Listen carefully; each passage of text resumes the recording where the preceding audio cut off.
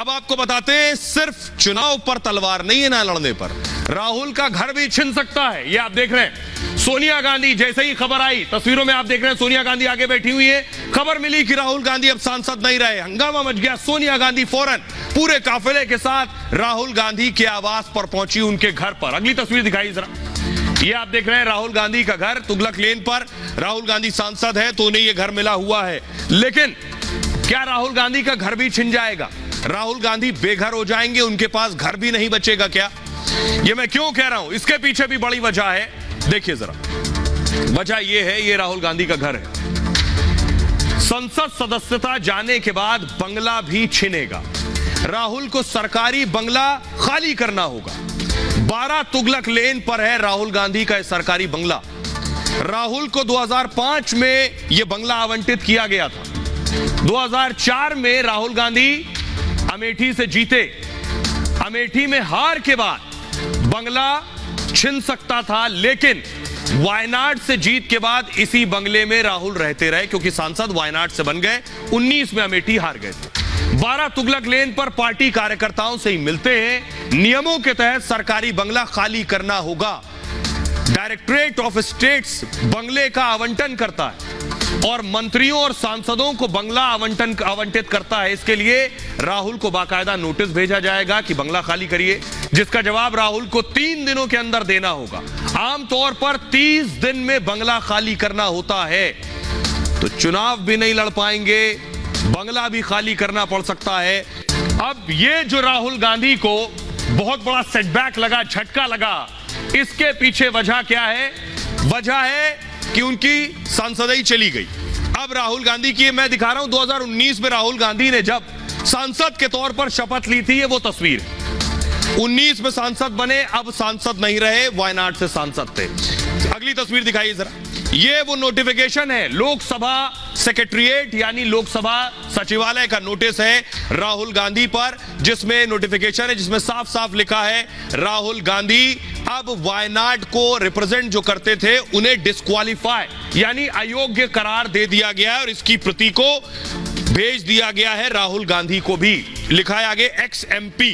अब मैं आपको बताता हूं, कल तक तो लग रहा था सब ठीक है, तो आप सोच रहे होंगे कि आखिर राहुल गांधी की मेंबर ऑफ पार्लियामेंट्रीशिप कैसे चली गई, क्यों राहुल गांधी की अचानक सांसदी चली गई, वो मैं आपको बताता हूं। उसके पीछे बड़ी वजह यह है कि 2 साल या उससे ऊपर की सजा पर सांसदी चली जाती है।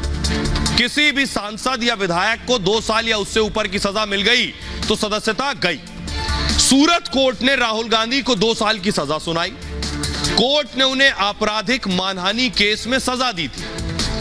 आईपीसी की धारा 499 और धारा 500 इससे जुड़ा है, जिसमें अधिकतम 2 साल की सजा का प्रावधान है। राहुल को अधिकतम 2 साल की सजा दे दी गई। इसी सजा के बाद उनकी सांसदी खत्म कर दी गई, क्योंकि जनप्रतिनिधि कानून में इसका स्पष्ट उल्लेख है। जनप्रतिनिधि कानून 1951 के सेक्शन 8(3) में इसका जिक्र है, सांसदी खत्म करने का अधिकार लोकसभा के स्पीकर के पास है। लोकसभा सचिवालय ने इस बारे में नोटिफिकेशन जारी कर दिया। दरअसल यह प्रावधान 2013 से लागू है। जब सुप्रीम कोर्ट ने एक फैसला सुनाया था, इसमें सुप्रीम कोर्ट ने आपराधिक मामले को बहुत गंभीर माना था कि किसी सांसद विधायक के पास अगर आपराधिक मामला है तो बहुत संगीन बात है। 2 साल की सजा पर सांसदी विधायकी खत्म करने की बात कही थी। 2 साल की सजा पर विधायकी भी खत्म करने का आदेश दिया था। सिर्फ सांसद की सदस्यता नहीं, विधायक की सदस्यता भी जाएगी अगर 2 साल और उससे ज्यादा की सजा हुई है। आइए अब मैं आपको बताने जा रहा हूं, राहुल ने जो कहा सारे मोदी चोर हैं। हो सकता है नीरव मोदी के लिए कहा हो, उनका कहना है ललित मोदी के लिए कहा हो, लेकिन देश में और भी मोदी रहते हैं। उन्हें यह बात बहुत खराब लगी, जो चोर नहीं ईमानदार है। उनमें से एक है पूर्णेश मोदी। इनका नाम है पूर्णेश मोदी। इनका कहना है मेरा नाम भी सरनेम मोदी है, मैं ईमानदार हूं, टैक्स देता हूं, टैक्स भरता हूं, उतना ही ईमानदार अगर राहुल गांधी जितना खुद को समझते हो, तो मैं क्यों सुनूं कि सारे मोदी चोर हैं। तो ये चले गए कोर्ट में जाकर राहुल के खिलाफ इन्होंने याचिका लगाई थी, यानी एफआईआर पहले दर्ज कराई, फिर कोर्ट में मामला चला। तो देखिए जरा कोर्ट में क्या हुआ। कोर्ट में हुआ ये, सूरत कोर्ट के जज एच वर्मा, उन्होंने कहा आरोपी मानहानि के गुनहगार हैं, इनका गुनाह बहुत गंभीर प्रवृत्ति का है, कम सजा दी गई तो गलत संदेश जाएगा, इससे मानहानि केस का उद्देश्य पूरा नहीं होगा, इसलिए आरोपी यानी राहुल गांधी को अधिकतम सजा दी है ताकि फिर कोई इस तरह के गुनाह की हिम्मत भी ना करे। राहुल के वकील ने कहा, कीर्ति पनवाला, उन्होंने कहा उनके मुवक्किल की मंशा गलत नहीं थी, वो किसी का अपमान नहीं करना चाहते थे।